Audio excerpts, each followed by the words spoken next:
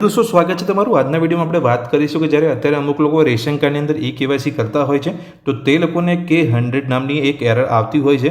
જો તમને પણ આ પ્રકારની એરર આવે છે તો આ એરર આવવાનું કારણ શું છે અને આ એરરનું સોલ્યુશન શું છે એ વિશેની સંપૂર્ણ માહિતી વિશે આ વિડિયોની અંદર વાત કરવાનો છું।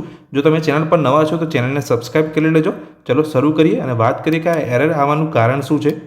दोस्तों जेवुं તમે ગૂગલમાં જઈને K100 એરર લખશો અને નીચે જશો ત્યાં આધાર કાર્ડની જે ઓફિશિયલ વેબસાઇટ છે જોવા મળશે UIDAI જે આધાર કાર્ડની ઓફિશિયલ વેબસાઇટ છે તેની અંદર આ એરર વિશે ઉલ્લેખ કરેલો છે। જેવું તમે આ વેબસાઇટની અંદર જશો તો તમને ખ્યાલ આવી જશે કે આ K100 જે એરર આવે છે તે એકચ્યુઅલમાં એનું રીઝન શું છે, એનું કારણ શું છે ત્યાં જોઈ શકો છો તેની માહિતી આપેલી છે। પહેલી જ તમે જોવા મળશે 100 personal information demographic data did not match.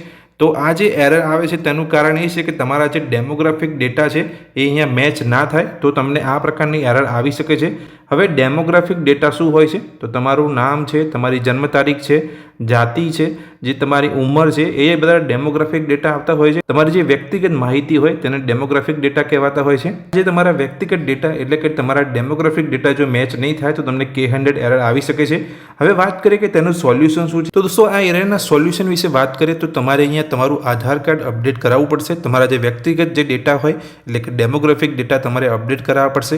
એ કેવી રીતે તમે કરાવી શકો છો તો એ માટે તમારે ગૂગલમાં જવાનું છે ને ગૂગલમાં જઈને લખવાનું છે માય આધાર। જેવું તમે ગૂગલમાં જઈને માય આધાર લખશો તો તમને જે આધાર કાર્ડની જે ઓફિશિયલ વેબસાઇટ છે તમને જોવા મળી જશે। એ વેબસાઇટ પર તમારે જવાનું છે। તમે આ વેબસાઇટ પર જઈને પણ તમારા જે આધાર કાર્ડના જે ડેટા હોય એ અપડેટ કરી શકો છો।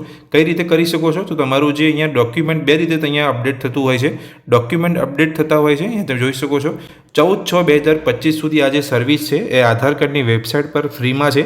બે રીતે તમે તમારા આધાર કાર્ડને અપડેટ કરાવી શકો છો। એક તો આઈડેન્ટિટી પ્રૂફ આપીને તમારી પાસે કોઈ ચૂંટણી કાર્ડ હોય તેની અંદર તમારી માહિતી કમ્પ્લીટ હોય તો તમે તે આપીને તમારા આધાર કાર્ડને તેના પ્રમાણે તમે અપડેટ કરાવી શકો છો।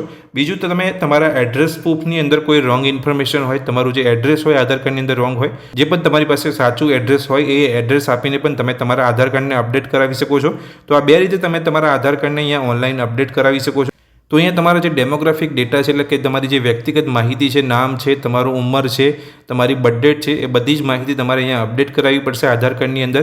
જો તમે ઓનલાઈન નથી કરવા માંગતા તો નજીકની ગ્રામ પંચાયતમાં જઈને પણ તમે તમારું આધાર કાર્ડને અપડેટ કરાવી શકો છો જેથી તમારી જે ડેમોગ્રાફિક ડેટાની જે એરર છે K100 એરર એ દૂર થઈ જશે। તો દોસ્તો આ વિડિયો અંદર મેં તમને માહિતી આપી કે જે K100 એરર આવે છે અમુક લોકોને રેશન કાર્ડની અંદર ઈ-કેવાયસી કરતી વખતે तो आ एरर केम आवती होय छे ने आ एररनुं सोल्यूशन शुं छे। आ माहिती जो तमने गमी होय तो विडियोने लाइक करजो, चेनलने सब्सक्राइब करी राखजो आ रीतनी माहिती मेळववा माटे। Thank you.